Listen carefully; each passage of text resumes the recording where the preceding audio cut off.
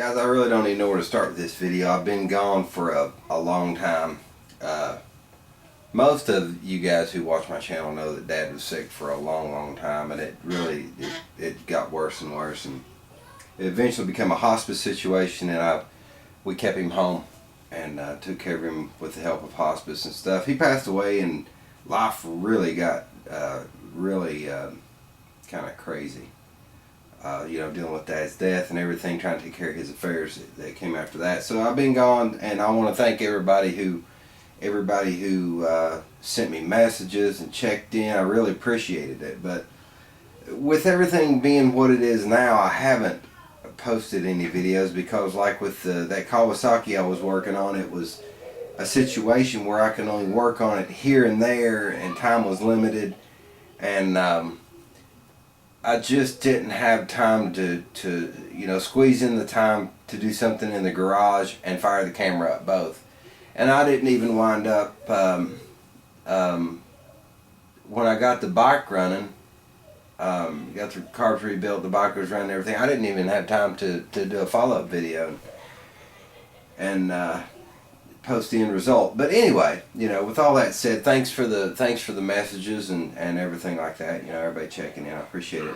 This guitar, it is a Samick semi-hollow body. It's like an ES335 copy, but it's one of the most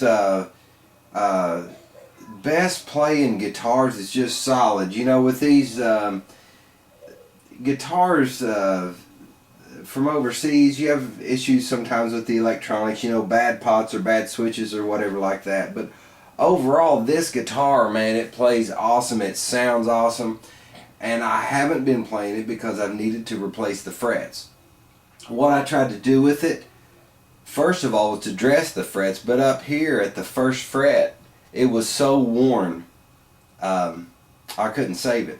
It was worn so bad that it couldn't be dressed. Tried dressing them, and there's just not enough left. So I'm going to replace these frets, and I really hope that I'm able to finish this video series start to finish. And I'm going to do my dead level best, because I know I've had so many projects on my channel that I never did finish the back end because life was just really getting in the way, and that's one of the reasons I haven't posted anything. I just could not finish video start to finish. Anyway, I'm going to try to do that with this. I'm really going to try. So what I got to do first, I'm going to get the strings off of it, and I've got, these are the pliers that I use. Let me show you.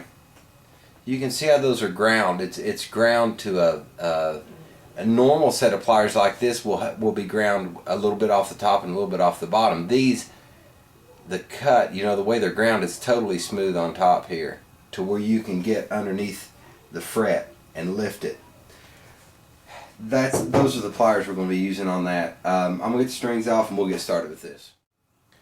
Alright guys, I've got a couple of these frets out already. It's a little hard for me to work left-handed, but for the sake of the video, I'm going to try to do this so that you all can see. It's really not hard. It's just going slow and working the fret out. Doing it as easy as I can, just for the sake of, I don't want to scar the fretboard up any more than it already is. You can see the wear where it's been played a lot. I don't need to put any unnecessary marks in it, but these pliers, if you take your time and you go down through here, just take it easy, you can get the frets right up out of there. And I'm going to go ahead and get the rest of these frets out, and then I'm going to start cleaning. I've got to clean out the relief in here where the tang sits. Alright guys, I got all the old frets out, and I took some measurements with my micrometer on the wear on these frets, and they were pretty well fried, just for curiosity's sake. Anyway, what I'm doing now, I've got this, it's a really fine file. I'm not taking this to the wood. What I'm doing, I'm just lightly going over. There's a buildup of the adhesive on this fretboard. I do not want to get into the wood. Don't misunderstand what I'm doing. I'm knocking down that adhesive. Alright guys, I don't know if I can make this make sense or not. What I did, I need to find the radius of this neck, okay? What I did, I took one end of this box and I cut it out, and I just punched a hole, and I measured up here 7 1/4, 9 1/2, 10, and 12, which are the most popular radiuses. Then I kind of staked it down in this box here, took another pencil, and I just drew these lines, okay? Then I came back with the square and I squared them off. I'm just making just real quick radius gauges. Now I'm going to have to make another one for 9 1/4 because it overlapped with 10. But when I cut these out, I'm going to be able to hold them on that neck and find which radius is which. And on the back of this box, once I determine which radius it is, I'm going to draw me an arc on whichever radius it is using this. I'm going to draw an arc, and that's how I'm going to bend my fret wire. Generally, you know, just not exact, but just get it close, and it's going to give me a better chance of my frets holding while the glue sets. So anyway, I'm going to go ahead and cut those out. We'll get the radius of the neck measured, and then we'll get our template on the back of that box and start bending some of this fret wire up. Alright guys, that was pretty quick. I was just looking at these right here on the end where I made those. I guessed at 12, so I cut that one out first. It looked to be the closest on the radius. It was it. 12 was it. So on the back of the box right here, I just picked number 12, you know, and I made an arc. What I'm going to start doing is just bending my fret wire along that arc, and it'll be close to laying in the neck properly. So I'm going to go ahead and do that and save you the boredom. But I guess I can show you real quick what the idea is. This is a medium-high wire. That's what I picked. I'm going to have enough room on this.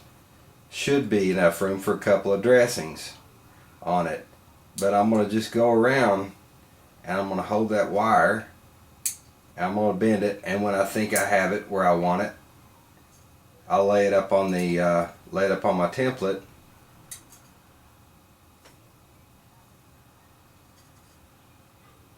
And that is going to have the shape of my fret wire pretty close. I'm not going to bore you with this. Just wanted to show you how I was going to go about doing it. So I've got several of the frets installed. I believe I left off with the template and just getting a general shape on my wire. And I've been cutting the fret wire to fit as I go. And I put just a little bit extra. See, I don't know if I've done this one yet. I put just a little bit extra curve into it beyond the 12-inch radius. That way when I set the fret in the slot that's cut, I can take my hammer and I can start each end and then drive the middle down. And it seems, you know, for me that works the best. I'm going to go ahead and see if I can find my glue. Here it is. I'm going to go ahead and show you. There's not a lot to show you about it. You know, it's pretty straightforward on the process. I put just a little bit of glue on the tang. Then I drive the fret wire into the neck, and then I clamp it. I may want to go over the well, let me go ahead and start one, and I'll kind of recap. Wait a minute, this one was cut for here. I cut them long enough to where I can get a good bite with my nippers to nip the ends with. But it's really straightforward. Definitely not rocket science. Okay, this block, I made that out of a piece of wood using the 12-inch radius. They make tools for this. If you can afford them, I'd recommend you get them. But there's ways to get around the expense, after I drive it in, I clamp it and I let it set for 3 or 4 minutes, whatever. After that one's set, I'll remove the clamp. I went ahead and bent this a little bit sharper than the 12-inch radius. You can bend them later if you want to. And I put just enough extra on there to get my my nipper up against it. If you cut it too short, if you cut the fret too short, it's hard to get the nipper. It's hard to get a hold of it when you cut the excess off. So I would rather go ahead and waste a little wire than to fight with, if it's sticking out any less than this. I don't know if you can see that or not. If it's less than that, it's really hard to get the nipper on it, and you have to spend a lot of time filing them. It's just, I'd just rather waste a little bit of wire. I'm going to set these back. I'm going to go ahead and drive that fret wire in there, and I'll have that part of it done, and I'll come back and nip these off. Okay, fellas, well I've got this last fret I just drove in. I'm gonna let it dry while it's setting up. I just want to show you some of these tools. It is going to be necessary that you get the proper tool for the job. I think I showed you before, but I want to recap. Those are ground flush up here with the cut. The bevel is underneath.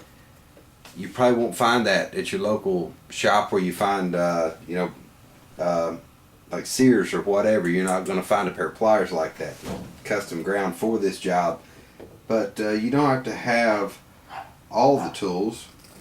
Now, if I was doing this for a living, I definitely want to invest in the tools because, like for example, the way I have to dress my frets, it would save me a lot more time and I'd be a lot more accurate if I had a sanding beam. They sell sanding beams to fit whatever radius you need. And like there's a clamp. Instead of doing this, making the wood block, there's a clamp. It looks kind of like a set of vice grips that will come over and clamp that for you. It'd be a lot easier than what I'm doing. But since I don't have the money and I need my guitar refretted, I've got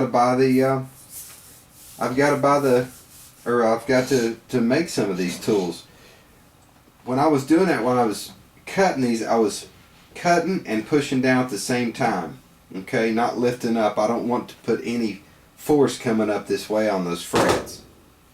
Anyway, that's pretty much, that's how you nip it. Trim the ends off, nip them, whatever you want to call it. This is ready to come off. I can go ahead and just show you one more. It's just kind of cutting and pushing down at the same time. I'm going to wrap up part 1 here, and we'll pick up part 2 in putting a 30-degree angle on the edge of these frets.